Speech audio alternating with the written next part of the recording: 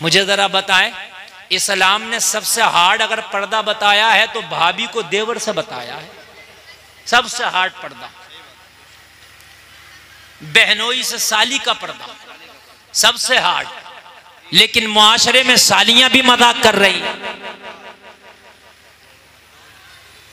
सालियां की तो मजाक की बात छोड़ दें, दूल्हा मियां जिस दिन आए थे निकाह भी नहीं हुआ था, फूलों की डलिया लेके वहां गांव के पीपल्स खाने के रोड पे बाहर खड़ी हो गई थी दूल्हे का इस्तकबाल करने। मैंने कहा तुम क्या करने आई हो? कहा दूल्हे का इस्तकबाल करने आई है, पूरे मोहल्ले की लड़कियां आई हैं, हम तो डूबे हैं सनम, तुम्हें भी ले डूबेंगे, खुद तो डूब ही रही हैं। पूरे मोहल्ले की लड़कियों को जाके वहां खड़ा कर दिया। अच्छा, कोई मना भी तो नहीं करता, कहते हैं भाई लड़कियां इस्तकबाल करेंगी, तुम क्या मर गए? तुम इस्तकबाल करो ना।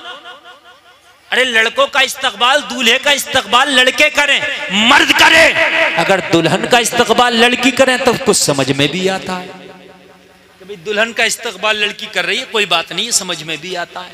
लेकिन दूल्हे का करती हैं लड़कियां, अजीब मसला है। कहा सुन्नत के मुताबिक खाना खाना, कहा कैसे? कहा बीवी को साथ में लेके, सर ढाक के, दस्तरखान बिछा के, जो मोटी मोटी सुन्नत है ना खाने की बता दिया, जा तेरा तलाक रुक जाएगा। घर गया, बीवी ने देखा आ गया प्रोफेसर। कहा प्रोफेसर साहब तलाक कब देंगे? कहा 3 दिन की मोहलत दे दो। कहा 3 दिन के बाद? कहा 1 मिनट की मोहलत नहीं मांगूंगा, तेरे मुताबिक तुझे तलाक दे दूंगा। कहा जहां तेरे साथ इतने साल गुजारे हैं तो 3 दिन तो कांटों पे भी गुजार लूंगी, कोई बात नहीं, लेकिन 3 दिन के बाद कोई हीला बहाना नहीं चलेगा। हाय हाय, इसे क्या पता है आज मुस्तफ़ा की शरीयत पे ये भरोसा कर बैठा है। हाय हाय यार, आज एक ईसाई को कितना यकीन था मुस्तफ़ा की एक सुन्नत पर, और सुन्नत भी क्या, सिर्फ खाने की सुन्नत, जो कोई ऐसा नहीं है आप में मर्द औरतों में जो कोई भी खाना ना खाता हो। कुछ सुन्नतें ऐसी हैं कि हम उसको, अभी जिनकी शादी नहीं हुई तो शादी वाली सुन्नत उन्होंने नहीं अपनाई है अभी, लेकिन खाना तो हर आदमी दिन में 2-3 बार खाता है। कितनी आम सुन्नत है, मगर भरोसा कर बैठा। कहा 3 दिन? हाँ बस 3 दिन। कहा उसके बाद? कहा अगर तू चाहेगी तो तलाक दे दूंगा, रहना चाहेगी तो रख लूंगा। कहने लगी मुझे मंजूर है तेरी शर्त, 3 दिन मैं कांटों पे भी बिता लूंगी। 3 दिन के बाद तलाक चाहिए। कहा मंजूर है। बस खाना बनाया, दोपहर का वक्त था। कहने लगी प्रोफेसर खाना खा लो, अब तो 3 दिन की बात है, इन हाथों के बने हुए खाने बस 3 दिन तक मयसर है, उसके बाद नहीं मयसर है।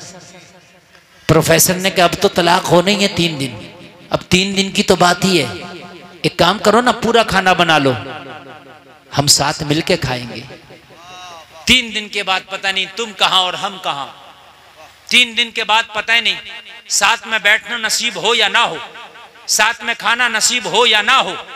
3 दिन की तो बात है। कहा ठंडा हो जाएगा। कहा ठंडा भी मंजूर है, मगर अब तेरे बगैर नहीं खाना मंजूर है।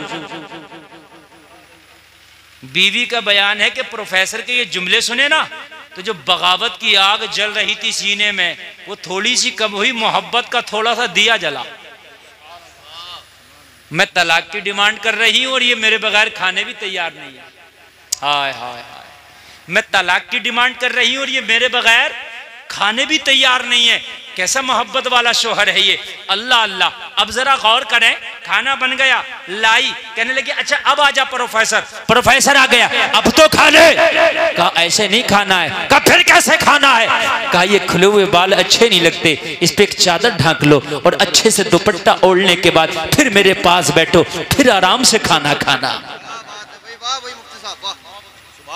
कहने लगी आज से पहले तो कभी इसने सर के बालों का ख्याल नहीं किया था, आज से पहले तो कभी दुपट्टा का ख्याल नहीं किया था, आज से पहले तो कभी चादरों का ख्याल नहीं किया था, लेकिन आज इसे क्या हो गया? बड़े सलीके की बातें करने लग गया।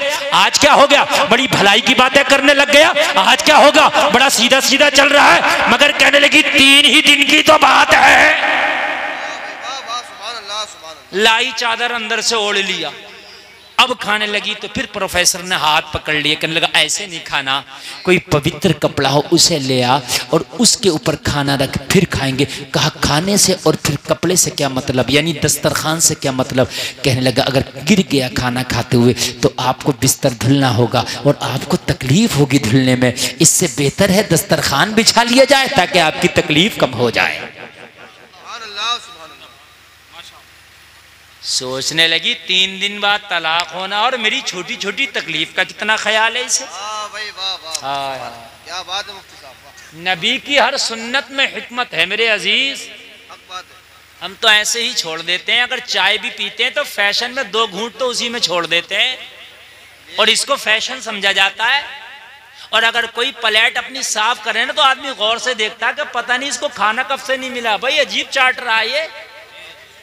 हाँ, उसको गवार समझा जाता है, फैशन बनाया 2 घूंट छोड़ना। जिस दिन तुम मरेगा नामा अमाल में तेरा रजिस्टर खोला जाएगा, ये 2 घूंट चाय जो फेंकी गई है ये तेरे रजिस्टर में लिखा होगा। अल्लाह के हुजूर तुझे खड़े होकर इस 2 घूंट चाय का हिसाब देना होगा। नालों में फेंकी गई है ना ये जो 2 घूंट चाय है, इसका हिसाब देना होगा। ये जो शादी में गए थे बिरयानी से प्लेट भर ली थी, मोटा मोटा खा के जो छोड़ आया था तू, ये कयामत में ना तेरे रजिस्टर में लिखा होगा। वाह भाई वाह मुफ्ती साहब वाह। ये जो रोटी खा रहा था ठंडी थी फेंक दी थी, छू नहीं रहा था, वो लिखा गया तेरे नामा अमाल में। हाँ, ये लिखा गया है।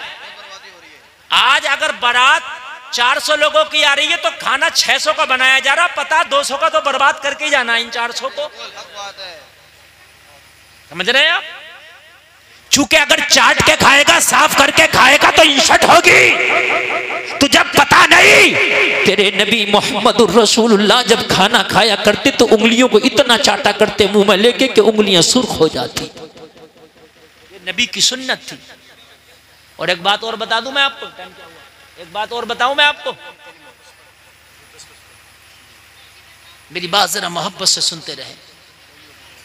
पूरी दुनिया का कोई ऐसा चूरन नहीं बना, पूरी दुनिया का कोई ऐसा टैबलेट नहीं बना जो खाने को इतना तेज हजम करे जितना तेज ये मुंह का लुआब हजम करता है। नहीं बना। खाना जितना चबा के खाओगे इतना ही जल्दी हजम होगा। खाना जितना चबा चबा के धीरे धीरे खाओगे इतना ही तेरे पेट के लिए फायदेमंद होगा, इसलिए कि चबा के खाने में लुआब भी जाएगा और जब लुआब ज्यादा जाएगा तो खाना जल्दी हजम होगा। समझ में बात आ रही है? गन्ना है और एक गन्ने का रस है। गन्ना हाजिम है और गन्ने का रस भी लो काबिज है। मियाँ चीज एक है लेकिन असर 2 क्यों? और हमारे जो बूढ़े लोग हैं ये बता देंगे, मगर मैं बता दूं आपको, यानी गन्ने का रस पियो तो काबिज और गन्ना अगर खाओ तो हाजिम। तो रस हम ऐसे ही पी लेते हैं, वो भारी हो जाएगा, लेकिन जब गन्ना खाएंगे तो एक एक कोई को चूस चूस के खाएंगे तो रस के साथ में मुंह का लुआब भी जाता है। जैसे लुआब जाएगा तो वो हाजिम हो जाएगा। समझ रहे हैं? वो हाजिम हो जाएगा। ये जो खाने खाए जा रहे हैं और खाने जो हम खा रहे हैं आज अंग्रेजों के तरीके पर, यही तो वजह है, यही तो वजह है कि पेट वक्त से पहले निकल गए। यही तो वजह है, पहले पूरे गांव में किसी 1-2 का पेट निकला हुआ होता था, आज हर घर में 2-4 के निकले हुए हैं। नबी की सुन्नतों को छोड़ो, ऐसी परेशानी होगी। अगर सुन्नत के मुताबिक खाना खाओगे, मेरा दामन पकड़ लेना, कसम खा के कहता हूं किसी को भी पेट की शिकायत नहीं होगी, निकलेगा ही नहीं, वजन कम करने की जरूरत ही नहीं पड़ेगी। नबी फरमाते हैं कि खाना खाओ, जब थोड़े से भूखे रह जाओ तो हाथ खींच लो। और मियाँ है अगर बढ़िया कोरमा हत्ता आ जाए तो हाथ खींचता, डोंगे खींचता। मेरी बात गलत तो नहीं है? वाह भाई मुफ्ती साहब वाह, तवज्जो फरमाओ। क्या मशवरा हो रहा है? नारे तकबीर। जब तकरीर होती है ना तो बात बार बहुत कर रहा गुजरता। अल्लाह अकबर, या रसूल अल्लाह जिंदाबाद। अगर सही कोरमा हाथ लग जाए तो हाथ नहीं खींचता है, डोंगे खींचता है। हाँ मेरे अजीजों, ज्यादा खाना कमाल नहीं है, कम खा के हाथ खींच लेना ये कमाल है। ये रात को नींद भी सुकून से आएगी, वजन भी नहीं बढ़ेगा। अब खा उल्टा सीधा रहा, फिर वजन कम करने की दवाई खाना कि वजन कम हो जाए। सुन्नत को छोड़ोगे तो ऐसी परेशानी होगी। ये सुन्नत है, समझे आप? लेकिन कौन सुन्नत को अदा कर रहा मियाँ भाई? कौन देख रहा सुन्नत किधर है? जो हाथ लगा, जितना हाथ लगा, जैसे हाथ लगा खा लिया। पकौड़ी हाथ लगी, पकौड़ी उड़ा दी। फ्राई हाथ लगी, फ्राई नहीं छोड़ी। कौरमा हाथ लगा, वो भी बिरयानियां फाड़ दी। फिर कह रहा मौलाना एसिडिटी नहीं जा रही है, लीवर फैटी हो गया। खुदा की कसम मुस्तफा की सुन्नत पे तो आ। अगर तेरे मुकद्दर में बीमार होना होगा तो मैं कह नहीं सकता, लेकिन अगर मुस्तफा की सुन्नत के मुताबिक तूने खाना अपना लिया तो तेरी सेहत भी बनी रहेगी, इबादत भी तेरी बनी रहेगी। नारे तकबीर, सेहत भी लाजवाब, नारे रिसालत, दोनों चीजें लाजवाब। सुन्नतों के तो यार मामले ही लाजवाब। जितना खाना तुम्हारे सामने आ जाए वो खाना तुम्हारे लिए जरूरी है, तुम्हारे नामा अमाल में लिख दिया जाता है। जब टेबल पे खाने के लिए बैठो, दस्तरखान पे खाने के लिए बैठो, तो उतना ही निकालो जितना खा सको, उतना ना निकालो कि जितना खा ना सको, इसलिए कि क़यामत में इसका हिसाब देना है। जो छोटे छोटे जर्रे आप अपनी प्लेट के साफ कर ले तो वो दुआ करते हैं, या अल्लाह इसने हमें फिकने से, नाले में जाने से बचा लिया, ए परवरदिगार तू इसकी बख्शिश फरमा देना। ये वो छोटे छोटे जर्रात दुआएं करते हैं। प्रोफेसर ने कहा दस्तरखान बिछा ले। लोगों, बीवी ने दस्तरखान भी बिछा लिया, अपने सर पे चादर भी रख लिया। अब जरा गौर करो, गौर करो। खाना खाने के लिए हाथ बढ़ाया तो प्रोफेसर का लोगों तरीका देखो।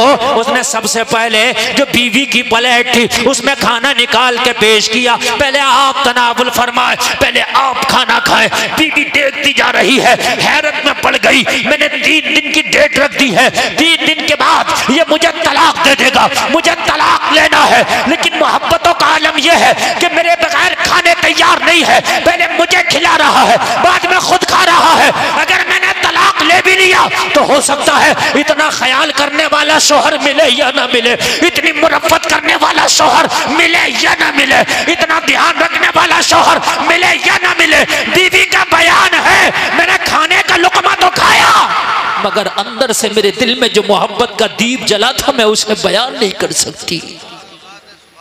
मेरा दिल मलामत कर रहा था, तू ऐसे शोहर को छोड़ने के लिए चली है कि जो तेरी छोटी छोटी बातों का इतना ख्याल करता है, जो तेरी छोटी छोटी बातों का इतना ख्याल रख रहा है, तू उससे तलाक चाहती है। बीवी का बयान है कि मुकम्मल खाना खा के ना निपटी थी, मेरा दिल भराया, आंखें नम हो गई।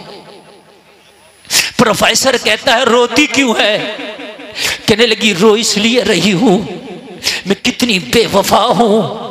मैं आज तक तुझे समझ ना सकी, मैं आज तक तुझे पढ़ ना सकी, मैं अभी तक तो तुझे खुद गर्ज समझती थी, मैं अब तक तो तुझे आम इंसान समझती थी, लेकिन यकीनन तू मां नफ्ता की बहुत बड़ी मिसाल है। तुझे पता है 3 दिन के बाद तलाक होने वाला है, फिर भी मेरा इतना ख्याल तू कर रहा है। कसम खा के कहती हूँ जमाना कुछ भी कहे अब तलाक नहीं होगा। सुभान अल्लाह, सुभान अल्लाह। जमाना कुछ भी कहे अब तलाक नहीं होगा, जमाना कुछ भी कहे अब मुझे तलाक तुझसे नहीं चाहिए। अल्लाह अल्लाह, जलसे में आने वालों जरा गौर करना। कहा तलाक नहीं चाहिए, कहा अब तुझसे तलाक नहीं चाहिए, तेरे साथ रहना। प्रोफेसर खाना खा के निपटा और खाना खाने के बाद कह रहा था एक सुन्नत पे अमल कर लो तो होता तलाक रुक जाए, मुकम्मल मजहब इस्लाम पे अमल कर लो तो क्या क्या परेशानी ना रुक जाए। सुभान अल्लाह। अगर एक नबी की सुन्नत पे अमल कर लिया जाए तो होता तलाक रुक जाए। तलाक बहुत बड़ी बात है, बहुत बड़ी बात है मेरे अजीज। तलाक और अगर मुकम्मल मजहब इस्लाम पे अमल कर लिया जाए तो क्या क्या ना रुक जाए। इसने अपने आप को तैयार किया, बीवी से कहा खाना अगर खा लिया हो तो फिर चलो। कहने लगी कहाँ चले? कहने लगा जिसने दोबारा ये जिंदगी जीना सिखाया है अब उसी के पास चलो। सुभान अल्लाह, जिसने तेरे इस नफरत वाले दिल में मोहब्बतों के चिराग जलाए हैं उसी के पास चलो। बीवी कहने लगी अब कहाँ लेके जाना चाहता? शाम हुई है। कहने लगा मुझे नींद नहीं आएगी, चलना पड़ेगा। अब बीवी तो इतनी मोहब्बत करने लग गई। प्रोफेसर अगर रात को दिन बोले तो दिन कहे, अगर दिन को रात बोले तो रात कहे। बीवी ने कहा चल। दोनों खाना खा के फारिग हुए, दोनों चले। इस आलिम कुरान के पास जाके खड़ा हो गया। कहने लगा हजरत आपने नबी की एक सुन्नत बताई थी और कहा था तलाक रुक जाएगा, मेरी जिंदगी इसकी गवाह है। मैंने नबी की एक सुन्नत पे अमल किया, खुदा की कसम मेरा तलाक रुक गया। बीवी ने कसम खाई है कि आज के बाद तुझसे कभी तलाक का जिक्र नहीं करूंगी, मैं तुझसे कभी तलाक नहीं चाहूंगी, मैं तुझसे कभी तलाक नहीं मांगूंगी। हजरत एक सुन्नत पे अमल करने से बीवी का होता अगर तलाक रुक जाए तो मैं मुकम्मल मजहब इस्लाम को अपनाना चाहता हूँ। इस्लाम को अपनाने के लिए मुझे क्या करना पड़ेगा? तो मौलाना ने मुस्कुरा के बताया कुछ नहीं करना पड़ेगा, मुस्कुरा के तुझे कलमा पढ़ना पड़ेगा। हाँ बाबा, सुभान अल्लाह, जिंदाबाद। तुझे कलमा पढ़ना पड़ेगा। तू कलमा पढ़ ले तेरी जिंदगी मुस्कुराएगी, तू कलमा पढ़ ले तेरी कब्र में तेरी जिंदगी मुस्कुराएगी, तेरी कब्र रोशन हो जाएगी। तू कलमा पढ़ ले तेरी आखिरत की जिंदगी मुस्कुराएगी। तो कहने लगा अगर सिर्फ कलमा पढ़ना ही इस्लाम है तो फिर हाथ बढ़ा के मुझे कलमा पढ़ा दे। आलिम कुरान ने हाथ बढ़ाया, हाथ में हाथ लेके इसको कलमा पढ़ाना शुरू कर दिया। आलिम कुरान इसको कलमा पढ़ाता जा रहा है और ये कलमा पढ़ता जा रहा है और मुस्कुरा के ऐलान करता जा रहा है कौले मोहम्मद कौले खुदा, फरमान न बदला जाएगा, बदलेगा जमाना लाख मगर कुरान न बदला जाएगा। नारे तकबीर, नारे रिसालत, हाथ उठाकर नबी का झंडा लहराकर बोलिए नारे तकबीर, नारे रिसालत। बस लगे आला हज़रत, इश्क मोहब्बत, इश्क मोहब्बत। ख्वाजा का हिंदुस्तान, ख्वाजा का हिंदुस्तान, पीपल्स थाने का सुन्नी मुसलमान। नारे हैदरी। जलसे में आने वालों, मुस्तफ़ा जाने रहमत की जिंदगी तुम्हारे लिए बेहतरीन नमूने अमल है। जलसे में आने वालों अपने घरों को जाओ तो कसम खा के जाओ कि अब अगर मुझे रात को अपने बिस्तर पे सोना भी है तो सोऊंगा, बाद में मुस्तफ़ा का सुन्नत तरीका पहले देखूंगा। और अब तो मोबाइल तुम्हारी जेबों में है, तुम्हें कहीं जाने की जरूरत नहीं, मोबाइल पे निकालो सोने का सुन्नत तरीका क्या है और सुनो और सुन्नत तरीके पे सो। अगर खुदा की कसम सुन्नत तरीके पे सो के मर गए तो जन्नत के हकदार हो के उठाए जाओगे। दुनिया की बातों पे बहुत हमें यकीन है मगर खुदा की कसम मदीने वाले मुस्तफ़ा की बात पे जर्रा बराबर हमें यकीन नहीं, जर्रा बराबर भी उस पर अमल नहीं हमारा। एक बात बताओ, अगर हम बीमार होते हैं तो डॉक्टर के पास जाते हैं, अगर डॉक्टर ये कह दे मीठा ना खाना तो चाहे काजू की बनी हुई कतली क्यों ना हो छोड़ देते हैं। सच है, बात है कि नहीं है? चाहे आगरे का पेठा क्यों ना हो छोड़ देते हैं, चाहे मथुरा का पेड़ा क्यों ना हो छोड़ देते हैं। क्यों? डॉक्टर ने मना कर दिया। डॉक्टर से कहने से तूने 50 तरह का चीज छोड़ दिया, अल्लाह उसके रसूल के कहने से एक बार हराम छोड़ के देख। अगर जिंदगी में बहारें ना आ जाएं तो कहना ए बेटे बैठ जाए, बच्चों ए बैठ जाओ। देखो तुमने इनको ना यहाँ बीच में बिठा दिया और जब तुम बच्चों को बीच में बिठाओगे ना तो ये बच्चे यही करेंगे जो कर रहे हैं, ये शोर मचाएंगे। ये बहुत ज़्यादा ख़तरनाक चीज़ है। ये बच्चे आपको मालूम नहीं है, ये अच्छों की हालत ख़राब कर देते। इन बच्चों की तरबियत जो है बहुत ज़रूरी है। अच्छा, बच्चों से ज़्यादा मुझे बड़े लग रहे हैं। यहाँ की औरतें तो कम बोल रही हैं मगर मर्द औरतों से ज़्यादा बोल रहे हैं। ऐसा लग रहा है जैसे शादी में कहीं खाना खाने आए हैं। अच्छा, मैक की आवाज़ आप तक आ रही है कि नहीं आ रही है? पता नहीं कौन सा जादू पड़ के मैक वालों ने इसको बांध रखा, आवाज़ बिल्कुल मैक की बंधी हुई है। मैं इससे अगर मुंह जरा दूर कर रहा हूं ना तो इसकी आवाज ही नहीं समझ में आ रही है कि आप तक जा रही है कि नहीं जा रही है। रात भी ऐसा ही मैक मिला था और उन्हीं का भैया बंद बिल्कुल ये भी ऐसा ही मिला है। बढ़ा रहे हैं तो सीटी ले रहा, बस मैक वालों ने पता नहीं कौन सी एक नस पकड़ ली होती है, इनसे को बढ़ाओ तो ये सीटी दिला देते। ठीक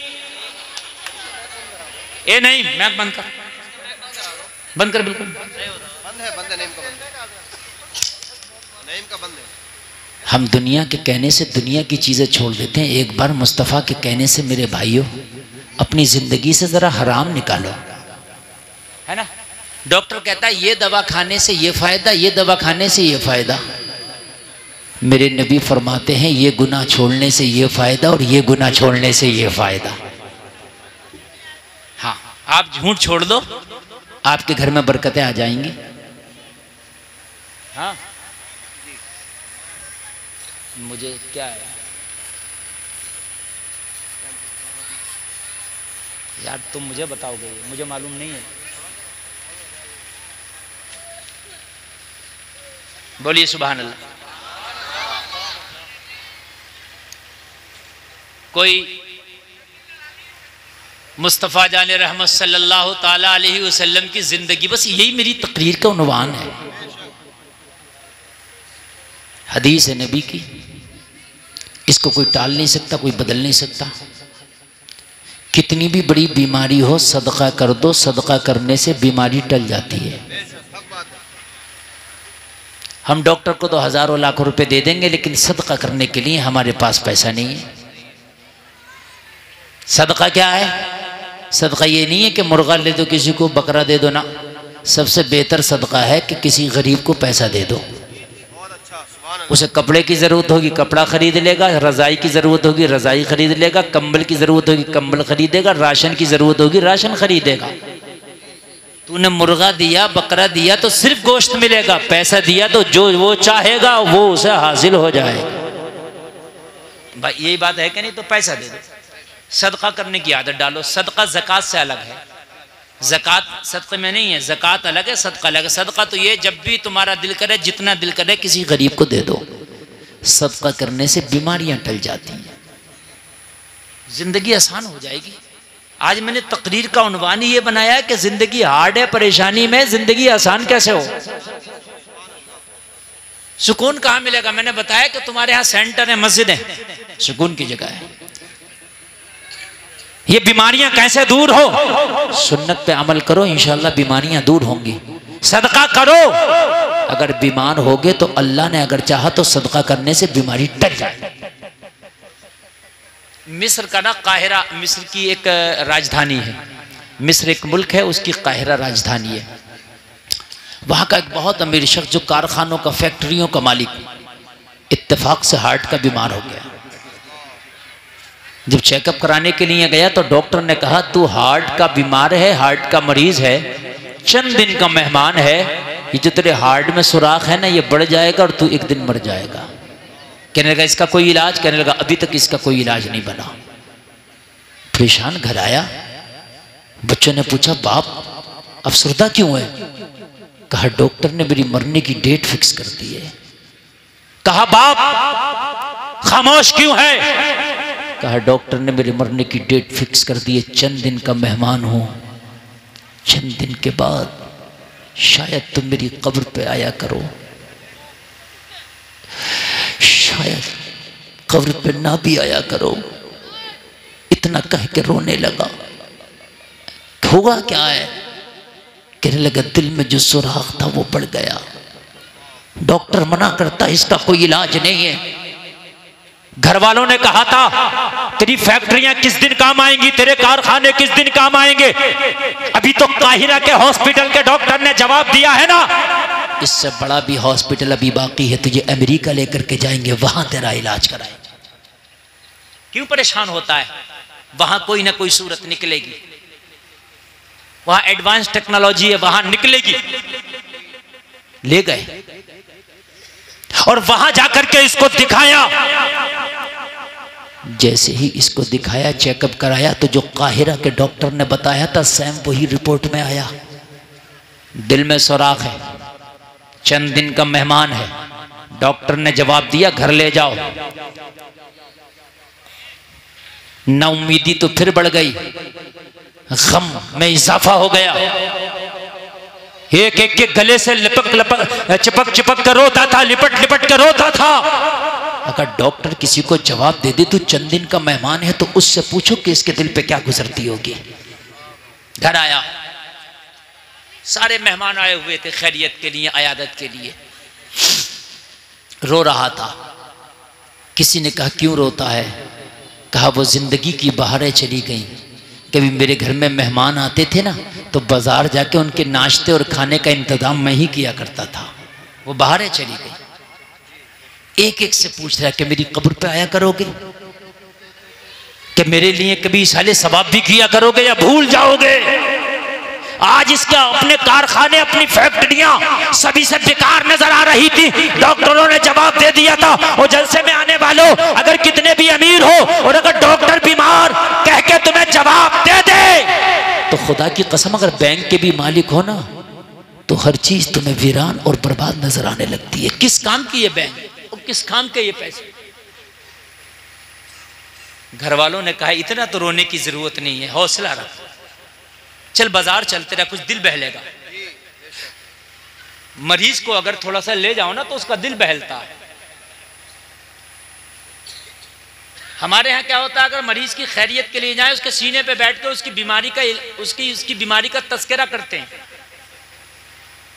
अरे इसी बीमारी में तो हमारे पड़ोस में अभी परसों ही मरे। अब वो बेचारा, अगर उसकी सांसें अब तक ठीक भी चल रही थी ना, तो उसकी सांसें ऊपर नीचे होने लगी। समझ रहे हैं आप? ऐसा ही है हज़रत।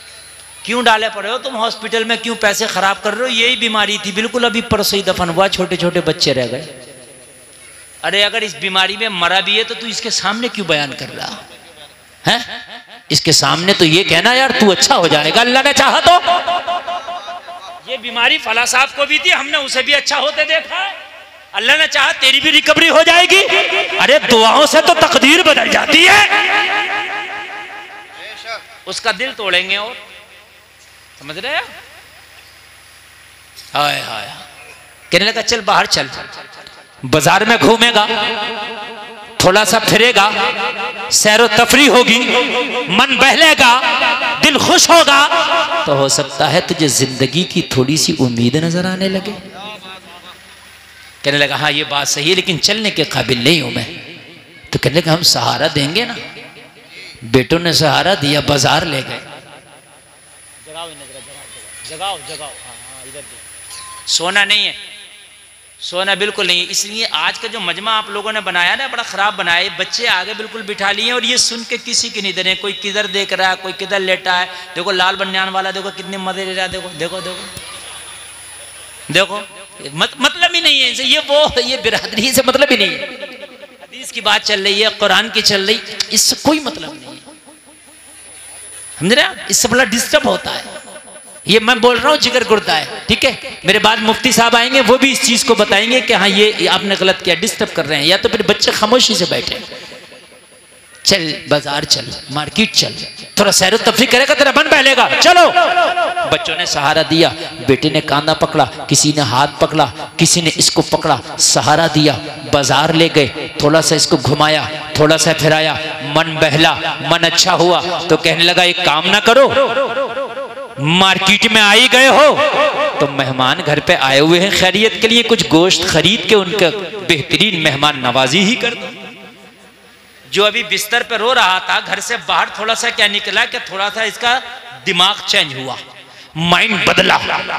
इसको गोश्त की दुकान पर ले गए, खड़ा कर दिया, इसने बताया इतना खरीदो। बच्चा जैसे ही दुकान के पास गया तो इसने क्या देखा, एक खातून है जो हिजाब में है, नकाब पोश है, चेहरा किसी को नजर नहीं आता, उसके हाथ में कपड़े का थैला है। गोश्त वाले की दुकान के पास में जो पट्ठों वाला गोश्त वो कसाई काट के फेंक देता ना, वो उसको उठा उठा के अपने थैले में जमा कर रही है। ये बीमार था, तजस्सुस हुआ, जहन में ये सवाल पैदा हुआ, आखिरकार ये खातून क्या कर रही है? इस गोश्त को तो कुत्ता और बिल्ली भी जल्दी नहीं खाते, इस गुदूद और पट्टे वाले गोश्त को ये उठा उठा के थैला में क्यों जमा कर रही है? इसने अपने एक बेटे को इशारा किया कि जरा इस खातून को मेरे पास लेके आ। बेटा उसके पास बुला के लाया। तुझे मेरा बीमार बाप बुलाता है। खातून ने कहा मुझसे क्या काम पड़ गया? कहा थोड़ा सा सुन ले, बीमार है, दिल टूटा हुआ है, मेरा बाप क्या मालूम तुझसे क्या पूछे।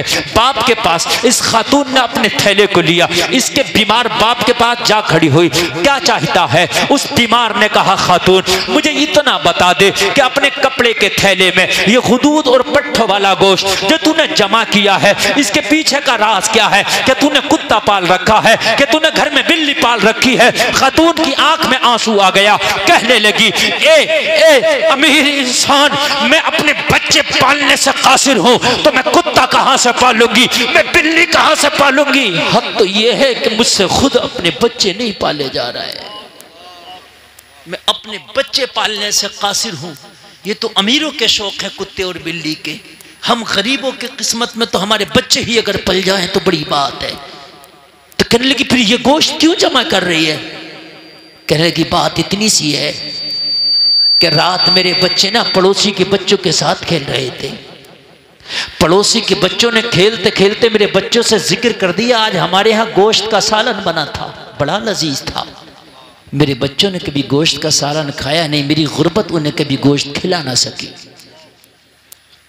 मेरी गुर्बत ने तो उन्हें फाके दिए, ये कभी सूखे टुकड़े या अमीरों के घरों के बर्तन साफ किए, जो बचा हुआ खाना बचा वो लेकर के आई, उसी से मेरे बच्चों की जिंदगी गुजरती है। मेरे बच्चों ने कभी ताजा गोश्त नहीं खाया।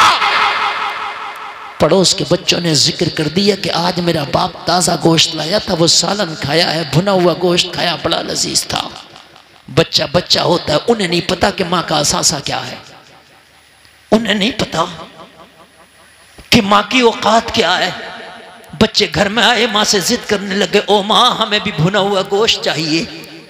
मेरे नबी फरमाते हैं कि अगर तेरे घर में गोश्त बने ना तो अपनी हांडी में एक प्याला पानी ज्यादा डाल ताकि एक प्याला शोरबा अपने पड़ोसी को दे सके। अगर ऐसा ना कर सको तो ऐसे वक्त में खाना खाओ कि तेरे गरीब पड़ोस के बच्चे सो जाएं। खबरदार अपनी किसी भी चीज की नुमाइश ना करना। नबी फरमाते हैं किसी यतीम बच्चे के सामने अपने बच्चे को प्यार ना करना, उसे बाप की याद आ गई दिल टूट जाएगा।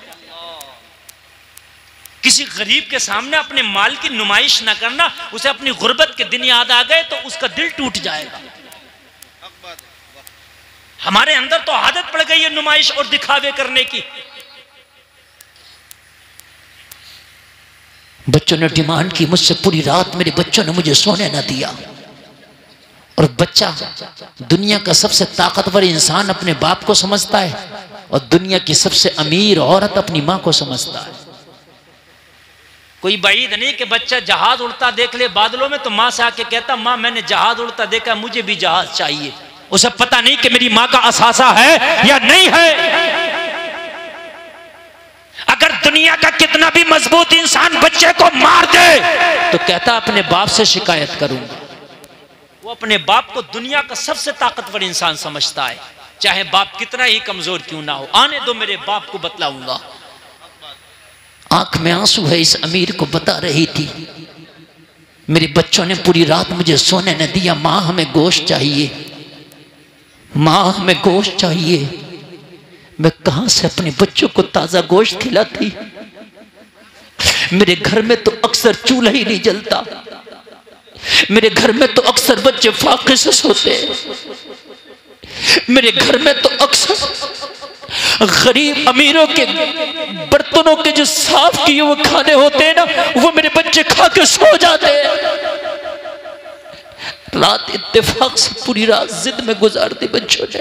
क्या करती माँ, दिल पिघल गया। क्या करती माँ हूं, बच्चों की बात को टाला ना गया। मैंने बच्चों से बात की, बेटा सुबह तो होने दो, तेरी माँ थैला लेके जाएगी, कुछ भी करे मगर तुम्हारे लिए भुने हुए गोश्त का इंतजाम करेगी। अपने गरीब बच्चों से वादा करके आई थी कि आज गोश्त जरूर खिलाऊंगी। लेकिन जैसे ही थैला लेके मैं घर से बाहर निकली तो खुददार थी, मैं किसी से भीख मांग न सकी। जलसे में आने वालों, उन्हीं को ना दिया करो जो हाथ फैला के मांग लेते हैं। मांगने वाले तो मांग लेते हैं, मगर कितने जरूरतमंद वो हैं जो इस सर्दी में भी बिना गर्म कपड़ों के गुजार लेते हैं, मगर मांगने के लिए उनकी हिम्मत जवाब दे जाती है, उनकी गैरत गवारा ना करती। उन जरूरतमंदों का ख्याल रखना ये तुम्हारी जिम्मेदारी है। बाबा नारे तकबीर, नारे रिसालत, मसलके आला हजरत उलमाए सुन्नत जिंदाबाद। मांगने वाले तो मांग लेते हैं, लेकिन कितने गैरतमंद बेटियां, कितने गैरतमंद बेटे आज भी ऐसे हैं कि जरूरत है, लेकिन खुदा की कसम उनकी गैरत जवाब दे गई, वो मांगते नहीं, इसलिए कि उनकी गैरत उन्हें मांगने नहीं देती। जलसे में आने वालों, तू महसूस कर, अगर वाकई वो जरूरतमंद है, अगर वाकई वो हाजतमंद है, तो खामोशी के साथ उसकी मदद कर दे। ऐसी मदद कर कि तू मदद करे तो दूसरे पड़ोसी को पता ना चल सके, एक हाथ से मदद करे दूसरे हाथ को पता ना चल सके। अल्लाह की कसम, यहाँ अगर तूने इसकी माल से मदद कर दी तो मैदाने महशर में अल्लाह तेरे नामाए अमाल से मदद कर देगा। वाह बाबा, सुभान अल्लाह, सुभान अल्लाह, मदद कर। जिंदाबाद। आज भी कितनी बेटियां तो ऐसी हैं जो दूसरे लड़कों से दोस्ती करके अपना खर्चा उन पर डालती हैं, लेकिन आज भी कुछ इज्जतदार बापू की इज्जतदार बेटियां ऐसी हैं, गरीब हैं, घर में जरी और कढ़ाई का काम करती हैं, सिलाई का काम करती हैं, हफ्ते में 200-250 रुपया कमाती हैं, मगर अपनी इज्जत को खुदा की कसम कहीं नीलाम नहीं करती हैं। 200-250 रुपया एक हफ्ते में कढ़ाई करती हैं, सूट काटती हैं, सिलाई करती हैं, लेकिन वो उसी 250 और 200 रुपया में अपना तन भी ढकती हैं, अपना पेट भी भरती हैं। वो गैरतमंद बाप की गैरतमंद बेटियां हैं, वो इज्जतदार जो है घरानों की इज्जतदार बेटियां हैं। अरे ऐसे घरानों का ख्याल किया करो, अगर कोई ऐसे गरीब है तो उनकी मदद कर दिया। नारे तकबीर, नारे तकबीर, नारे रिसालत, मसलके आला हजरत हजरत अल्लामा मुफ्ती हम्माद रज़ा साहिब किबला, हजरत अल्लामा मुफ्ती हम्माद रज़ा साहिब मुरादाबादी। नारे तकबीर, नारे रिसालत, ख्वाजा के हिंदुस्तान पीपल थाने का सुन्नी मुसलमान नौजवान कमेटी। नारे हैदरी। आप इनाम सुकून से बैठ जाइए, इंशाअल्लाह बहुत जल्दी अज़न की तकरीर होगी। बहुत अपनी अपनी जगह बैठ जाएं। माशाअल्लाह बहुत कामयाब आपका प्रोग्राम है। देखिए इधर मेरी जाने की तैयारी है, हज़रत अल्लामा मुफ्ती हम्माद साहब क़िबला की आमद है। मेरे बाद आप कलाम सुनेंगे आदम नवाज साहब का, उसके फौरन बाद आपको खिताब सुना। बहुत जल्दी मेरे भाई बैठ जाएं। देख रहे हैं आप, बहुत टॉप का बहुत कामयाब खतीब आ गया है, जिसकी तारीखें लेने के लिए महीनों महीनों लाइन में लगना पड़ता है। वो खतीब आदम नवाज साहब की निस्बत से यहाँ हाजिर आ गया है, तो आप इसकी कदर करें और मोहब्बत के साथ सुने। सारे लोग बैठ जाएं, बैठ जाएं। ओ चादर वाले बैठ जाए। पता नहीं किसी के 25 पैसे हटे हुए होते हैं, इसका पूरा रुपया ही गायब है। हाँ भाई सही, अल्लाह सलामत रखे, इसके सदक़े में बख्शिश फरमाए। अगर ये माजूर है तो ये जन्नती है, और इसके सदक़े में अल्लाह हमारी बख्शिश फरमाए। मुझे पता नहीं था, मैं इस चीज़ के लिए माजरत चाहता हूँ। तवज्जो फरमाओ, मेरी बात बिल्कुल आखिरी पड़ाव पे है, बिल्कुल आखिरी। 1.5 घंटा मैं बिल्कुल बोल चुका हूँ और मुझे बड़ा लंबा सफ़र करना है।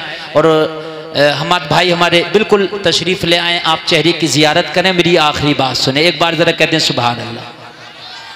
बात समझ में आ रही है कि नहीं आ रही है? नौजवान आ रही है ना? बिल्कुल समझ में। अल्लाह सलामत रखे, अमल की तौफीक अता फरमाए मेरा मौला। बस आखिरी बात सुने, आखिरी बात सुने। कहने लगी, अब मेरे बच्चों ने जो मुझसे डिमांड की है, तो मैं इस गोश्त को लेके जाऊंगी, इस पट्ठों को, इस गुदूद को। जो खराब गोश्त होता है या तो गुदूद होते हैं या पट्ठे होते हैं, आप जानते हैं, वो खराब होते हैं ना। मैं इनको लेके जाऊंगी। जब मैंने हाथ फैला ना सकी, किसी से मांग ना सकी, गोश्त लेके जाना था, क्या करती? दुकान पे आई तो इससे भी मांगने की हिम्मत ना पड़ी, तो अंदर से मेरा ज़मीर बोला ये जो फेंक रहा है इसे कुत्ते भी खाते हैं कि नहीं खाते हैं? जब कुत्ते खा के नहीं मरते तो तेरे बच्चे भी नहीं मरेंगे। इसको ले जा, इसको पका के खिला देना, तेरे बच्चों की कम से कम भूख खत्म हो जाएगी, तेरे बच्चों का तड़पना खत्म हो जाएगा। जलसे में आने वालों उसी को ना दिया करो जो मांग लेता है, उसके बाद ख्याल किया करो जो मांग नहीं सकता, गैरतमंद है, बैठा है, खामोशी से मदद करो उसकी। और ये मदद ऐसी है अल्लाह की कसम मैदान महशर में तेरे लिए बख्शिश का जरिया बनेगी। तो पता ही समीर ने क्या जवाब दिया? कहने लगा बहन इसको फेंक दे। ठीक है तेरी सोच ठीक थी, जितने गोश्त तुझको लगे वो ले ले, अभी मैं पेमेंट कर देता हूं। फिर भी मना कर दिया, नहीं लूंगी। कहा क्यों? तेरे पास पैसा नहीं है इसलिए गुदूद और पट्ठे वाला गोश्त उठाया, और जब मैं रकम देने के लिए तैयार हूं तो फिर भी मना करती है।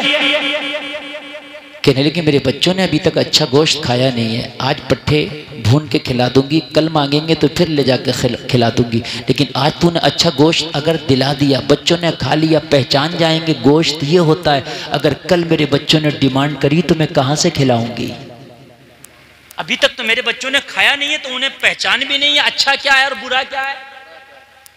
भाई आपने कभी जिंदगी में गुलाब जामुन नहीं खाया हो तो अगर गुलाब जामुन की जगह आपको कोई और मिठाई देके कह दिया जाए यही गुलाब जामुन आप खा लोगे इसलिए नहीं खाया, लेकिन जब एक बार खा लोगे तो जायका भी पता चल जाएगा और उसका कलर कैसा होता है, उसकी शक्ल कैसी होती है ये भी पता चल जाएगी।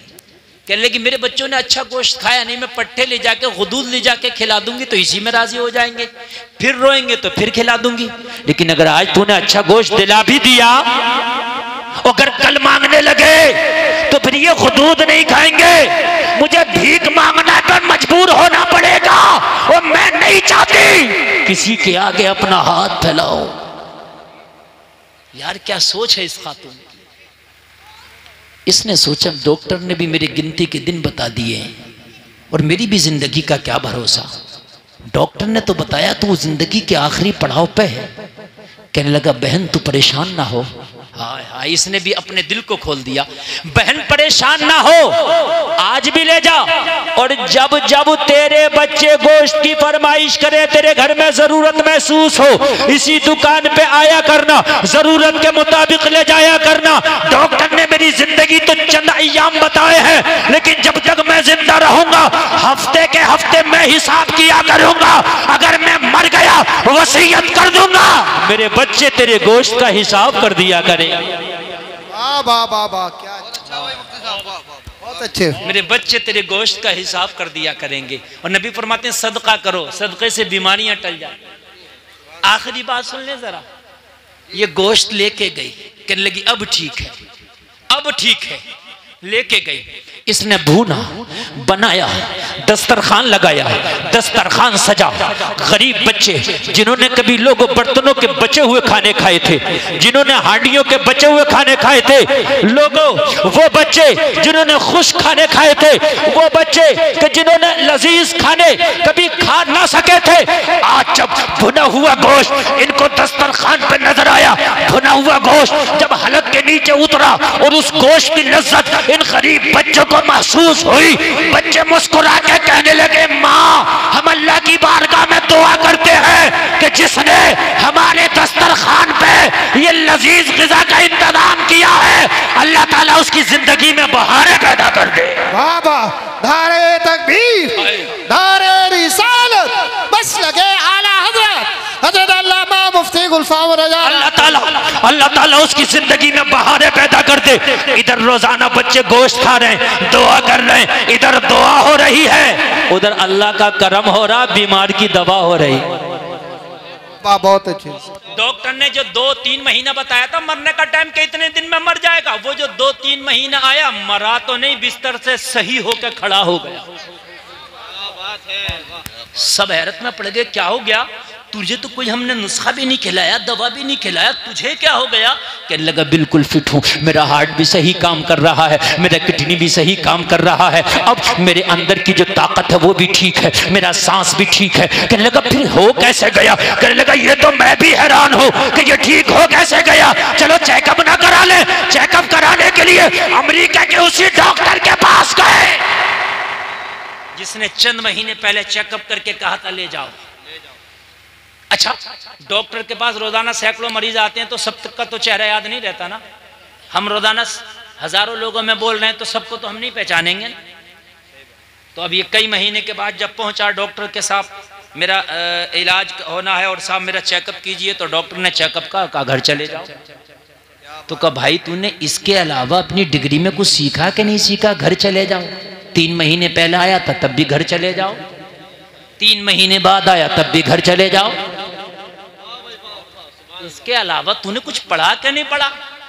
तो आगे बोला जो चाहो वो खाओ, जो चाहो वो पियो। कहा 3 महीने पहले भी यही बतलाया था। अच्छा, जब आदमी लाइलाज हो जाता है और डॉक्टर को ये लगे कि मर्ज इसका ऐसा हो गया कि दुनिया में कोई दवा भी से कारगर साबित नहीं होगी, तो डॉक्टर क्या कहता है? इसकी खिदमत कर लो, जो चाहे खिलाओ पिलाओ। यही कहता कि नहीं कहता है?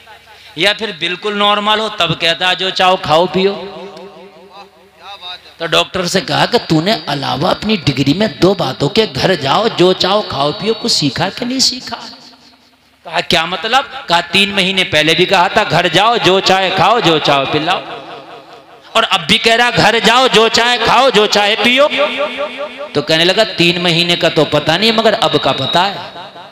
3 महीने का उसको याद थोड़ी है, डिग्री पूछ के उसमें रिपोर्ट में क्या आया था? तो कहा अब का क्या है?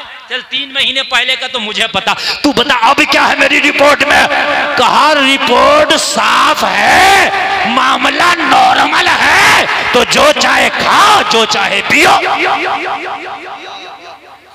कहा डॉक्टर साहब सही से चेकअप किया है? कहा दोबारा कर लो चेकअप। कहा भाई बिल्कुल सही से किया है। तो कहा क्या आया? कहा बिल्कुल दिल साफ। वाह वाह वाह, सुभान अल्लाह। दिल क्या आया? हार्ट साफ। इसने कहा नहीं साफ नहीं है, सुराख है। कहा नहीं बिल्कुल साफ है। कहा नहीं सुराख है। कहा साफ है। डॉक्टर जलाल में आ गया, कहने लगा डॉक्टर मैं हूं कि तू? मैं कह रहा हूं साफ है तो जाना। तो इसने पहली वाली रिपोर्ट निकाली। वो पहली वाली रिपोर्ट निकाल के बोला डॉक्टर साहब ये भी आप ही की है। डॉक्टर ने देखा, एक में साफ, एक में सुराख, एक में साफ, एक में सुराख। हैरत में पड़ गया, माथा घूम गया, रिपोर्ट रख दिया, माथा पकड़ के बैठ गया। कहने लगा 3 महीना पहली रिपोर्ट बता रही है दुनिया में कोई दवा ना बनी जो तुझे सही कर सके, और अभी की रिपोर्ट बता रही है कि तेरे दिल में कभी कोई मर्ज ही नहीं लगा था। ये तो बता कि ये कमाल हो कैसे गया? ये किसका नुस्खा खा के आया है, किसका इलाज करके आया है? तो ये मरीज मुस्कुरा के बोला अब किसी दुनियादार का नुस्खा नहीं खाया, मदीने के मोहम्मदुर रसूलुल्लाह का नुस्खा खा के आया। कहने लगा कौन सा? कहने लगा मेरे नबी फरमाते हैं सदका करो बीमारी टल जाएगी। मैंने गरीब खातून के बच्चों के खाने का क्या इंतजाम किया, उसी दिन से दिन ब दिन मुझे सेहत में इजाफा होने लगा। और एक दिन ऐसा हुआ कि मैंने सही महसूस किया, और आज मैं ही सही महसूस नहीं कर रहा हूँ। तेरी रिपोर्ट भी सही बता रही है, तू भी सही बता रहा है, जमाना मुझे सही बता रहा है। तो डॉक्टर कह रहा था दुनिया की सारी हिकमत मोहम्मदुर रसूलुल्लाह के एक हुक्म के सामने फेल है। जहां से दुनिया की पावर खत्म होती है वहां से मदीने वाले की पावर शुरू होती है। नारे तकबीर, नारे रिसालत, नारे रिसालत, बस लगे आला हजरत उलमाए सुन्नत जिंदाबाद जिंदाबाद। डॉक्टर कहने लगा आज मुझे भी भरोसा हो गया, आज मुझे भी यकीन हो गया डॉक्टरी सब कुछ नहीं है, हिकमत सब कुछ नहीं है। जहां पर डॉक्टरी जवाब दे जाए, जहां पर हिकमत जवाब दे जाए, जहां पर नुस्खे जवाब दे जाए, जहां पर दवाइयां जवाब दे जाए, वहां कोई ताकत है जो वो काम आती है, और वो ताकत है मदीने वाले मुस्तफा की ताकत। तभी तो बरेली से आवाज आई थी। क्या आवाज आई? जलसा में आने वालों, आला हजरत बोले थे, जिसके तलवे का धोबन है आबे हयात है वो जाने मसीहा हमारा नहीं। वाह वाह वाह, सुभान अल्लाह, सुभान अल्लाह ताला हमें शरीयत मुस्तफ़ा पे अमल की तौफीक अता फरमाए। लोगों, मुस्तफ़ा की ज़िंदगी हमारे लिए बेहतरीन नमूना अमल है। लोगों, नबी के लाइफ स्टाइल को अपनाओ, नबी के तर्ज ज़िंदगी को अपनाओ, नबी की ज़िंदगी के तरीक़े को अपनाओ, मुस्तफ़ा की सुन्नतों को सीख लो, इंशाअल्लाह ज़िंदगी में बहारें आ जाएंगी। अल्लाह ने जो उसमें उतार दिया, जो कुरान ने कह दिया, वही हो कह रहा। वाह वाह वाह, सुभान अल्लाह, सुभान अल्लाह। तिल बराबर इंच बराबर नहीं बदला, जो कुरान ने कह दिया वो होके, जोर से बोले, वो होके कुरान से इधर उधर जो आप भटकोगे जिंदगी भटक जाएगी। बेशक दुनिया कांटों का बन है। आला हजरत कहते हैं शहद दिखाए जहर पिलाए। ये दुनिया बड़ी मीठी लगती है, बड़ी प्यारी लगती है, बड़ी सुंदर लगती है, बड़ी लाजवाब लगती है, बड़ी रंग रंगीलियों वाली लगती है, मगर आला हजरत कहते हैं ये दिखाती शहद है, पिलाती जहर है। वाह वाह वाह, बहुत अच्छे, सुभान अल्लाह। दिखाती शहद है, पिलाती जहर है। आला हजरत कहते हैं इस मरी हुई पे ललचाना नहीं, इसलिए कि दुनिया जो है ये बड़ी बेमुरव्वत है, बड़ी मतलबी है। दुनिया ऐसी है कि जिसके साथ कितनी भी भलाइयां कर दो, अगर आप उसकी एक बात ना मानो तो सब पे पानी फेर देता, जा तुझे भी देख लिया यार। वाह वाह, सुभान अल्लाह। आप 100 भलाइयां करो उसके साथ और एक उसकी बात ना मानो, वो आपसे रात के 2 बजे कहे चलो रामपुर चलने, आपको भाई मुझे सर्दी लग रही, मैं नहीं जाऊंगा, जा तुझे देख लिया यार। ये है दुनिया। क्या है ये दुनिया। और अल्लाह वो है, उसकी 100 मरतबा आप नाफरमानी करते हैं और फिर भी वो कहता है मेरा बंदा। जी वाह वाह वाह, क्या बात है, क्या बात है। फिर भी वो कहता है मेरा बंदा, मेरा बंदा। मदीने के आका वो हैं कि उनकी शरीयत को हम ठुकराते हैं, अमल नहीं करते उनके हकाम पर, फिर भी कहते हैं रब्बे हबली उम्मती। बेशक बेशक। फिर भी कहते हैं रब्बे हबली उम्मती।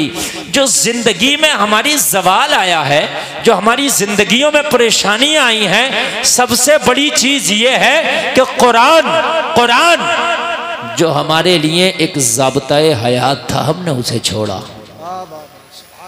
नबी की जिंदगी कि जिन्होंने कुरान पे प्रैक्टिकल करके बताया जिंदगी ऐसे गुजारी जाती है। कुरान में थ्योरी है, कुरान में क्या है? थ्योरी है, बता दिया गया कुरान में। कुरान में कहा अकीमुस्सलाह, नमाज पढ़ो, कायम करो नमाज, थ्योरी है ये, कह दिया गया। कैसे पढ़े? नबी ने प्रैक्टिकल करके बताया, ऐसे पढ़े, क़याम ऐसे होगा, रुकू ऐसे होगा, सजदा ऐसे होगा। भाई बात है कि नहीं है? तो कुरान और नबी की जिंदगी को मजबूती से पकड़ना पड़ेगा अगर चाहते हो कि जिंदगी आसानी से गुजरे। वाह वाह वाह, सुभान अल्लाह। और आज किसी से भी बात करो, को भी कैसे, तो वैसे तो कह देगा ठीक है मजे आ रहे हैं, लेकिन उससे सच में पूछना अकेले में जरा, कहना सही बता यार कैसे गुजरे, कहेगा मौलाना बड़ी परेशान। जी जी। हमने नेता लोगों से पूछा तुम बताओ कैसी गुजर रही है? भाई तुम तो मंत्री बन गए, मौलाना बड़ा ही परेशान हूँ, अपोजिट बिल्कुल जीने नहीं दे रहा, और ये जो कुर्सी है ना ये भी छीनने फिर रही है। जी जी जी, सही बता रहा हूँ मैं। मालदार से पूछो, वो भी कहता मौलाना सुकून नहीं है, हकीकत बता रहा हूँ। और से पूछा भाई तू बता, कहने लगा मौलाना क्या बताऊं, यकीन मानना, मेरे अपने भी मुखालिफ हैं, मेरे गैर भी मुखालिफ हैं, जीना दुश्वार और हराम कर दिया।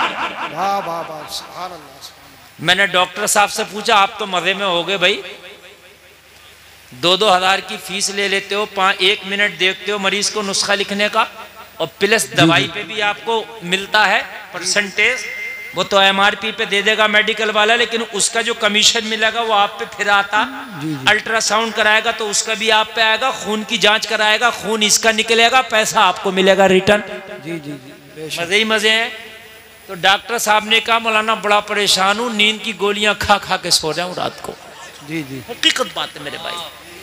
यार सब कुछ हमने देखा यार, फिर सुकून कहाँ है? हमने देखा कि जिनके पास कुर्सियां उन्हें सुकून नहीं, जिनके पास जमींदारे उन्हें सुकून नहीं, जिनके पास मालदारी उन्हें सुकून नहीं, जिनके पास पैसा उन्हें सुकून नहीं, जिनके अकाउंट भरे पड़े उन्हें सुकून नहीं, जिन्होंने बड़ी बड़ी डिग्रियां कर ली उन्हें सुकून नहीं, जिनके पास बड़े बड़े पद हैं उन्हें सुकून नहीं, जिनके बड़े बड़े ओहदे उन्हें सुकून नहीं। तो यार सुकून है किधर? बाबा सुभान अल्लाह। हर आदमी सुकून देख रहा ना, हर आदमी सुकून ढूंढ रहा। ऑपरेटर साहब थोड़ा आवाज और बढ़ाएं और इसका बेस बढ़ाएं, आवाज भारी करें। मैं भी सुकून ढूंढ रहा हूं। जी जी, अच्छा मैक बोल रहा, बहुत अच्छा मैक बोल रहा, माशाल्लाह। तो हर आदमी सुकून चाहता है। आदमी घर में 1 करोड़ रुपए लगाता है, सुकून मिल जाए। बेहतरीन महंगी कार लाता है, सुकून मिल जाए। अरे बोलो है कि नहीं है? अच्छे कपड़े खरीदता है, सुकून मिल जाए। लेकिन फिर भी नहीं मिल रहा है कहां सुकून? जिससे कहो परेशान, जिससे कहो परेशान, जिससे को जितना बड़ा इतना ही परेशानी भी बड़ी। जी जी, सही बता रहा हूं मैं, जितना बड़ा उतनी परेशानी भी बड़ी। तकरीर शुरू हो गई, आप सुनना, इंशाल्लाह ईमान ताजा हो जाएगा। जी जी, आप कह रहे होंगे वक्त कम है, तो मेरे पास बहुत ही कम वक्त है। मुझे दिल्ली पहुंचना है और वहां से दिल्ली से मुझे अभी ऐसे कोहरे में 5 बजे सुबह दिल्ली पहुंचना है और वहां से मुझे फिर MP के लिए सफर करना है। अगला सफर वहां से तय होगा, तो इसलिए मुझे बहुत लंबा सफर दिख रहा है और कोहरे का आलम है। लेकिन मैं बहुत दिल से बोलना चाहता हूं, अगर आप दिल से सुनना चाहें तो बोलिए। सुनना चाहते हैं ना? बेशक। सुकून है कहा? हर आदमी सुकून के चक्कर में तो कान खोल कर सुनने। घर में AC लगाई, सुकून मिले। घर में गीजर लगाया, सुकून मिले। रंग रोगन कराया, सुकून मिले। टाइल्स लगाया, सुकून मिले। पत्थर लगाया, सुकून मिले। तूने हर काम बटन पे कर दिया, सुकून मिले। मगर जलसे में आने वाले सुकून नहीं है, इसलिए कि सुकून मिलेगा कुरान में, सुकून मिलेगा मुस्तफा की जिंदगी में। मैंने कुरान से पूछा, बता सुकून कहाँ है? तो कहा अला बिज़िक्रिल्लाहि तत्मइन्नुल कुलूब, दिलों का सुकून अल्लाह के जिक्र में है। नारे तकबीर, नारे रिसालत, मसलके आला हज़रत, इश्क मोहब्बत, इश्क मोहब्बत, प्यार मोहब्बत, प्यार मोहब्बत, बस्ती बस्ती करिया करिया, हज़रत अल्लामा मुफ्ती गुलफाम रज़ा रामपुरी, नारे हैदरी। कुरान कहता है दिलों का सुकून अल्लाह के जिक्र में है। कुरान ने कहा दिलों का सुकून जलसे में आने वालों अल्लाह के जिक्र में है। तो फिर तुम सुकून कहाँ? तुम सुकून मुरादाबाद जाके तलाश करते हो, रामपुर जाके तलाश करते हो, स्वार में तलाश करते हो, बीड़ी के मंडल में तलाश करते हो, सिगरेट की डिब्बी में तलाश करते हो, गगन की पुड़िया में तलाश करते हो। सुकून न मंडल में मिलेगा, सुकून न सिगरेट की डिब्बी में मिलेगा, सुकून न गगन की पुड़िया में मिलेगा। सुकून अगर मिलेगा तो अल्लाह के जिक्र में मिलेगा। बाबा जिंदाबाद, जिंदाबाद। बहुत अच्छे मुफ्ती साहब, बहुत अच्छे, क्या बात है, जिंदाबाद। मैंने पूछा नहीं बेटा, नारा कम लगाना। जी जी जी, ठीक है, ठीक है, नारा कम लगा। ये नेक काम तो ये भी कर देंगे माशाल्लाह। तवज्जो करें, तवज्जो करें, सुकून मिलेगा। अब सुने, सुकून अल्लाह के जिक्र में, ये कुरान ने कह दिया। इसके अलावा आप कहीं भी जाइए सुकून नहीं। इसलिए आदमी बेसुकूनी में ज्यादा है, डिप्रेशन में ज्यादा है। अभी एक रिपोर्ट आई है, बड़े बड़े डॉक्टरों ने एक रिपोर्ट दी है कि नौजवान तबका 25% डिप्रेशन में, और इसी वजह से नशे की जो वो तादाद है नशेड़ियों की बढ़ रही है। जब आदमी डिप्रेशन में जाता है तो सोचता है कि नशा करके शायद ये मेरा गम, मेरी टेंशन, मेरा डिप्रेशन हल्का होगा, मगर पता नहीं है जैसे ही नशा उतरेगा फिर नशे की लत लग जाएगी, एक अलग बीमारी शुरू हो जाएगी। मैंने पूछा आपके गांव में कितना वोट होगा, तो बताया हजरत तकरीबन 2700-2800। तो आदमी कम 5,000 होगी आबादी कम से कम, जब इतना वोट है तो, और इससे ऊपर ही होनी चाहिए आबादी। बात है कि नहीं है? तो आपके यहाँ 3 सुकून के सेंटर खुले हुए हैं। कितने? जोर से बोले यार। 3 सुकून के सेंटर हैं। 5000 लोगों में कम से कम 3000 लोग ऐसे होंगे या 2500 लोग ऐसे होंगे जो उन सुकून के सेंटर में उन्हें जाना चाहिए रोजाना। 3 सेंटर हैं आपके यहाँ। जी जी। चौथा सेंटर तैयारी में है, सुकून वहां मिलेगा। मैंने पूछा आजम नवाज, उस सुकून सेंटर पे तेरे गांव से कितने लोग जाते हैं? कहा हजरात वही जगह एक ऐसी है जहां सबसे कम नजर आते हैं। बाकी हर जगह आपको चौराहे पर, आपको हर जगह मिल जाएंगे। अभी कोई साइकिल का नाच करने वाला आ जाए तो उसके भी भीड़ लगा के खड़े हो जाएंगे, जबकि साइकिल तुम्हारे दादा से चलती चली आ रही है, मगर फिर साइकिल का नाच देखने जा रहा, साइकिल का तमाशा देखने जा रहा। सुकून मिलेगा? सुकून नहीं मिलेगा। ये सुकून सेंटर अल्लाह का घर, खाना खुदा तेरे गांव की मस्जिद है। अगर सुकून चाहता है तो फजर की नमाज पढ़ने जाओ, दिन निकलने से पहले सुकून सेंटर में चला जाओ, अल्लाह से मुलाकात कर ले।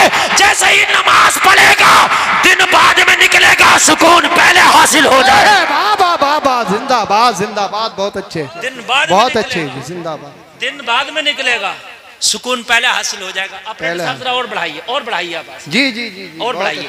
दिन बाद में निकलेगा, दिन बाद में निकलेगा, सुकून पहले। अच्छा, फजर का वक्त ये सूरज निकलने के बाद भी तो रखा जा सकता था, सूरज निकलने से पहले ही क्यों? इसलिए रखा गया जी जी, कि ताकि बंदा नमाज पढ़े, दिन बाद में निकले, सुकून का इंतजाम पहले हो जाए। बेशक। दिन बाद में निकले, सुकून का इंतजाम पहले हो जाए।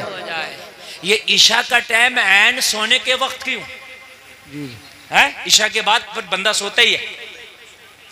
ये ईशा की नमाज इधर असर में हो जाती, मगरिब के आसपास हो जाती, इसलिए कि ईशा पढ़ने के बाद जब सो जाए तो नींद में सुकून मिले। वाह वाह वाह, क्या बात। ये सब मत करो यार, ये इसका सेटिंग जरा कायदे से करो, बढ़िया ठोक ठाक के चलाओ। सुकून यहाँ है, सुकून। लेकिन सुबह फजर में देखना मुश्किल से 4, अरे बड़ी सर्दी है, रजाई को देखेगा, कोहरे को रजाई ऊपर डालेगा, बहुत सर्दी। और तुझे पता है अभी अगर इसका कोई काम हो तो इससे ज्यादा कोहरा हो, मोटरसाइकिल में किक मारेगा और ये नजर आ रहा होगा इधर नैनीताल के जंगलों में। क्यों भाई, अब कोहरा नहीं था? अरे मौलाना तुम्हें पता नहीं है, अगर जरा सा भी लेट हो जाता तो काम हाथ से निकल जाता। तुझे काम आया तो तू इधर स्वार के जंगलों में घूम रहा, तुझे न रात नजर आ रहा ना दिन नजर आ रहा, लेकिन नमाज के लिए तुझे कोहरा दिखता है। जबकि हकीकत बात यह है कि मस्जिदें अब इतनी खूबसूरत बना दी गई हैं। मैंने अभी आपकी मस्जिद देखी, नमाज ईशा पढ़ी है, माशाल्लाह नई तकनीक से बनाई गई है कि मस्जिद में जाके इतना दिल लगता है कि इतना तेरे घर में दिल नहीं लगेगा। तेरे घर में चूहे होंगे, तेरे घर में जो है खटमल भी हो सकते हैं, अरे घर में कुछ भी हो सकता है यार, है? तेरे घर में बीवी का झगड़ा, तेरे घर में भाइयों का झगड़ा, है ना? लेकिन मस्जिद में कुछ नहीं, सिर्फ मस्जिद में सुकून ही सुकून है। तो मस्जिद में आना, इधर तुझे सुकून मिलेगा, इधर सुकून हासिल होगा। लेकिन इससे दूर भाग के जाएगा कहाँ? कहता मौलाना सुकून नहीं, सुकून नहीं, मियाँओं के पास जाना शुरू कर दिया। और कुछ हमारे मुसलमान, अल्लाह माफ करे, अल्लाह इन्हें हिदायत दे दे, कलमा पढ़ते हैं, पता नहीं कैसे कलमा पढ़ा है, मैंने यहाँ तक सुना है और अपनी आंखों से कितनों को देखा है कि जब वो परेशान हुए तो बाबाओं के पास जाना शुरू कर दिया, गैर मुस्लिम बाबाओं के पास, उनके पास जा रहे हैं, उनके मठों में जा रहे हैं कि वहां हमें सुकून मिल जाए। खुदा की कसम तुझे सुकून कहीं नहीं मिलेगा। अगर सुकून चाहता है तो तुझे मुस्तफ़ा की जिंदगी में मिलेगा। एक बात बताऊं मैं यार, जब गैर को सुकून हासिल करना होता, खुदा की कसम वो इस्लाम के करीब होते हैं कि यार सुकून इधर मिलेगा, और तू है इस्लाम से दूर भाग के सुकून हासिल करना चाहता है, नहीं मिलेगा। एक बहुत बड़ा ईसाई प्रोफेसर है, बहुत काबिल है, दुनिया की तालीम बहुत ज़्यादा उसके पास है।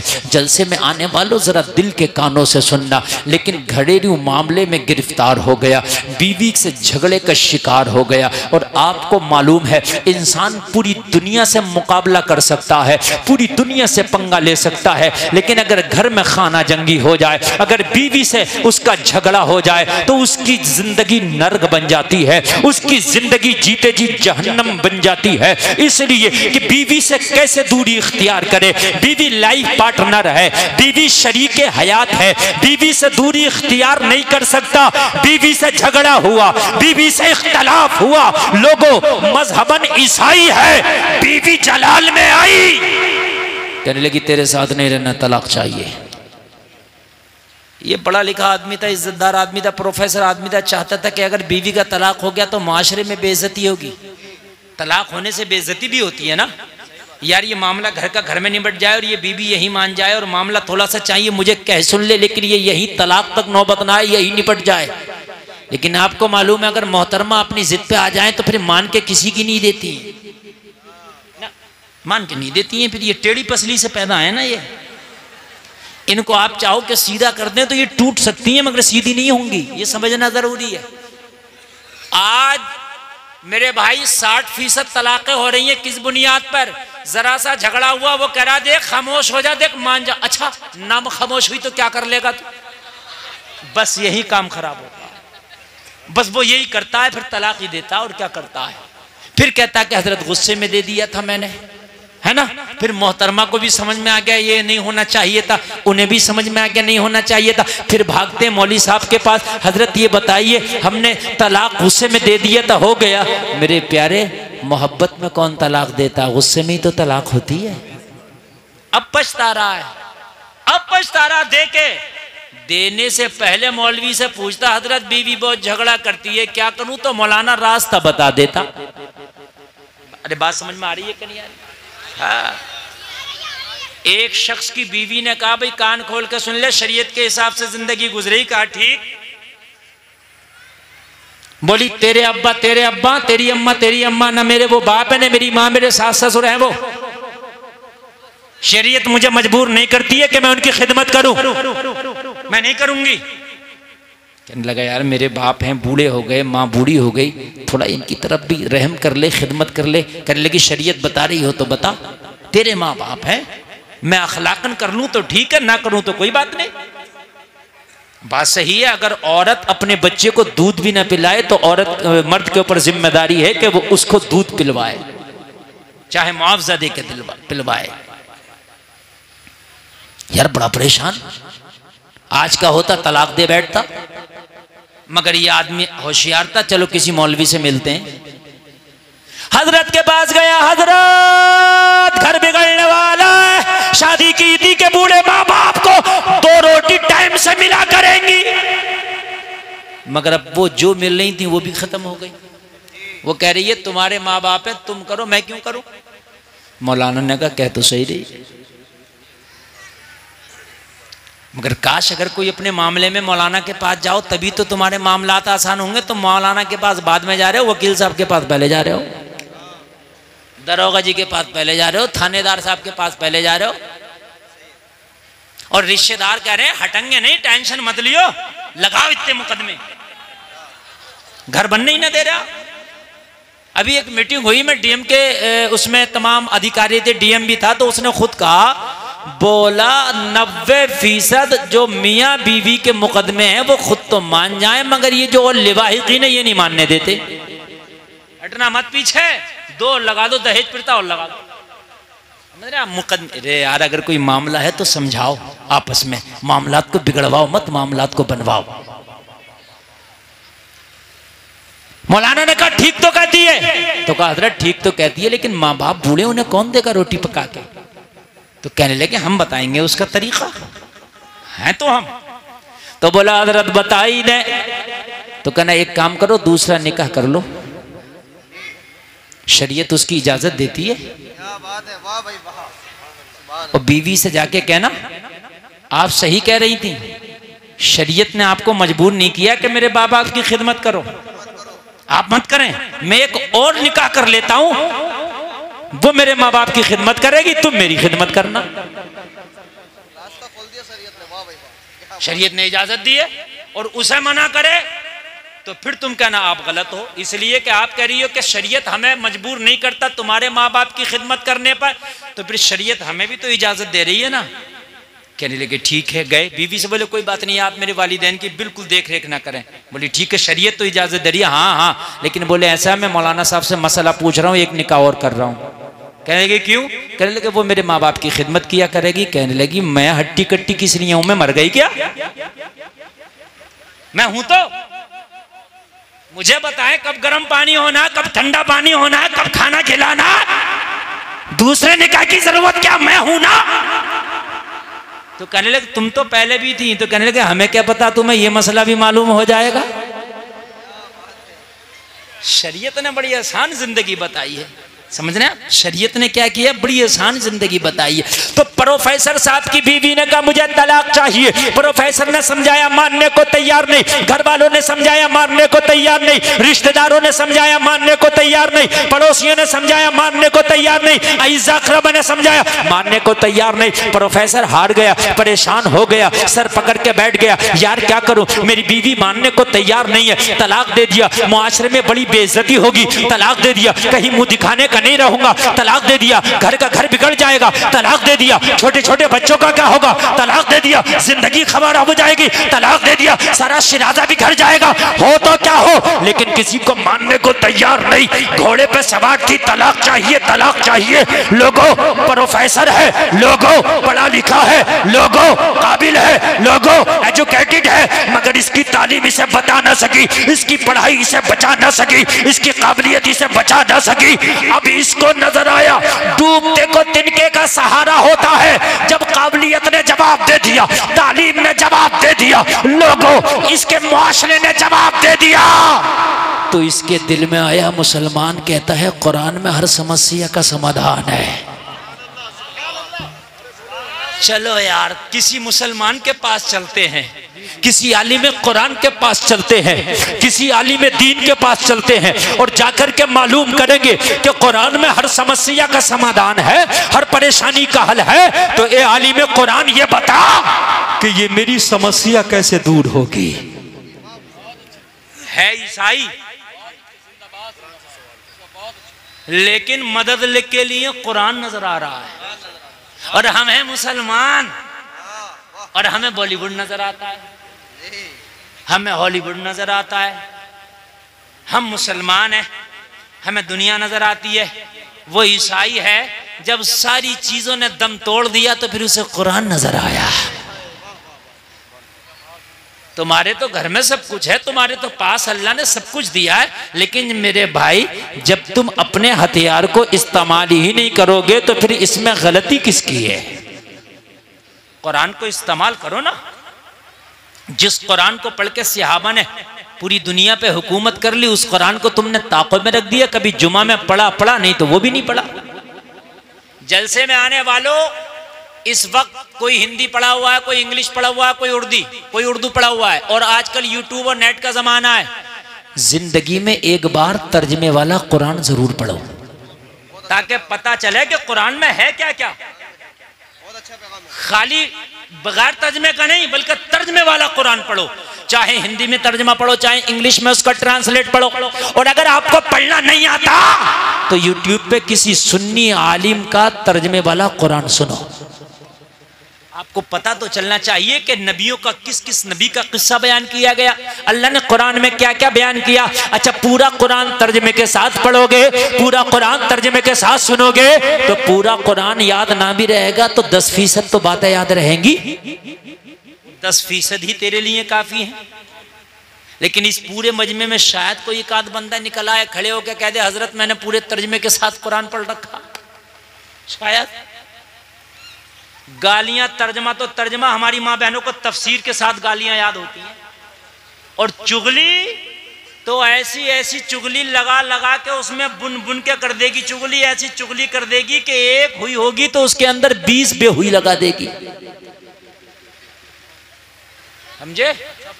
और अगर इससे बात पूछने पे आ जाए कि ये बता तूने जो ये बात कही है ये बात कहां तक सही है, अगर बात पुछवा दी जाए और जब बिल्कुल झूठ निकले तो क्या हम क्या करें, हमने तो सुनी थी। तो तूने सुनी हुई क्यों आगे बयान कर दी भाई? तूने सुनी हुई क्यों आगे बयान कर दी? ये राइट तुझे किसने दे दिया? इस्लाम से दूर रहोगे, कुरान से दूर रहोगे तो यही तुम्हारी जिंदगियों का शियार बन जाएगा कि लोगों की बुराइयां करते फिरोगे। अगर कुरान का दामन पकड़ोगे तो लोगों की बुराइयां नहीं करोगे बल्कि लोगों की बुराइयां दूर कराते नजर आओगे। नारे तकबीर, नारे रिसालत, मसलके आला हजरत ख्वाजा का हिंदुस्तान, हिंदुस्तान का सुन्नी मुसलमान उलमाए सुन्नत। कुरान से दूर रहोगे तो सिर्फ लोगों की बुराइयां करते नजर आओगे, इसकी बुराई उसकी बुराई, इसकी चुगली उसकी चुगली। अगर कुरान से करीब रहोगे तो लोगों की बुराइयां छुड़ाते नजर आओगे। बुराइयां छुड़ाओगे लोगों की, और ऐसी छुड़ाओगे कि जैसी गौसे आजम ने छुड़ाया, डाकुओं के पास गए तो वली बना दिया। सुभान अल्लाह। छुड़ाओगे और कुरान से दूर रहोगे तो बुराइयां करोगे। अब तुम्हें अपनाना है कि कौन सी जिंदगी अपनाओगे आप? प्रोफेसर ने मौलाना से कहा, हजरत कि बीवी का तलाक रुक सकता है कुरान के जरिए। मौलाना ने मुस्कुरा के कहा, कुरान तो बड़ी चीज है, तेरी बीवी का तलाक तो मेरे नबी की हदीस रोक देगी। यार जोर से बोल रहे सुभान अल्लाह।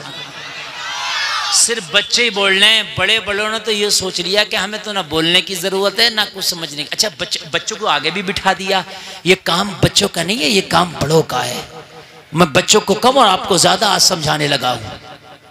मौलाना ने मुस्कुरा के कहा, कुरान तो बड़ी किताब है, मेरे नबी की एक हदीस पे जा जाके अमल कर ले, तेरी बीवी का तलाक रुक जाएगा। प्रोफेसर ने कहा, मौलाना मजाक तो नहीं कर रहे हैं, मेरी बीवी का तलाक मेरे खानदानी ना रोक सके, मेरी बीवी का तलाक मेरे रिश्तेदार ना रोक सके, मेरी बीवी का तलाक मेरे घर वाले ना रोक सके, मेरी बीवी का तलाक मैं ना रोक सका। हम आजिज आ गए, बीवी मानती नहीं, आप कहते हो नबी की हदीस तलाक रोक देगी। कहा हाँ हाँ, मेरे नबी की बात में इतना पावर है, अमल तो करके दिखा, फिर देख कैसा कमाल पैदा होगा। हम तो दूर हैं, हम तो मुसलमान हैं, हमें तो पानी भी पीने का पता नहीं कि सुन्नत तरीका क्या। गधे और खच्चर और बैलों की तरह खड़े खड़े पी रहे हैं, खाना भी खड़े खड़े खा रहे हैं, सर पे टोपी रखना समझते हैं तो मुल्ला जी का काम है, तो इमाम साहब का काम है, हाफिज जी का काम है। हम तो ऐसी बदमाश लोग हैं, हम तो ऐसे कैसे भी खा ले। क्यों खा ले? मुसलमान तू भी है, मुस्तफा का कलमा तूने भी पढ़ा है, जन्नत तुझे भी चाहिए। अगर पानी के 2 घूंट भी पीना तो ये देख मेरे नबी का तरीका क्या था पानी पीने का। अगर नबी के तरीके पे तूने पानी पी लिया, सुन्नत की सुन्नत अदा होगी, इबादत की इबादत हो जाएगी। मौलाना ने कहा, घर चला जा, तेरी बीवी का तलाक रुक जाएगा। कहने लगा, हजरत वो नबी की हदीस तो बताएं। कहा, जा मेरे नबी के सुन्नत तरीके पे बस खाना खा लेना। क्या कर लेना? किस तरीके पर खा लेना खाना? जोर से बोले, सुन्नत तरीके पर।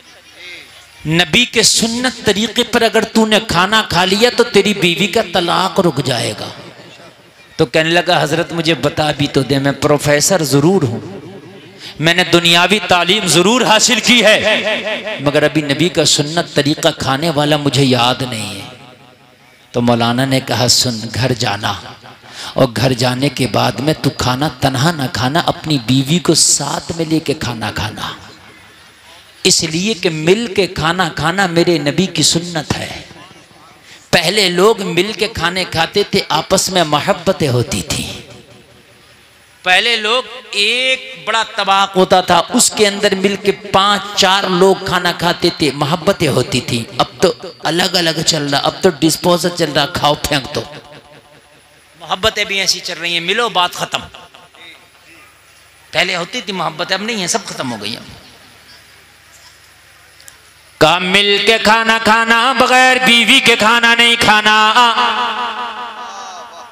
पता चला अपने घर में हो तो मिल के खाना खाओ, बीवी है तो बीवी के साथ खाओ, माँ है तो माँ के साथ खाओ, बाप है तो बाप के साथ खाओ, बहन है तो बहन के साथ खाओ, भाई है तो भाई के साथ खाओ, औलाद है तो औलाद के साथ खाओ। मगर ये मुआशरा उल्टा है। हम दुनिया के साथ खाएं कोई बात नहीं, अगर कोई बीवी के साथ खाने लगे तो कहते जा ये मियाँ ये जोरू का गुलाम हो गया।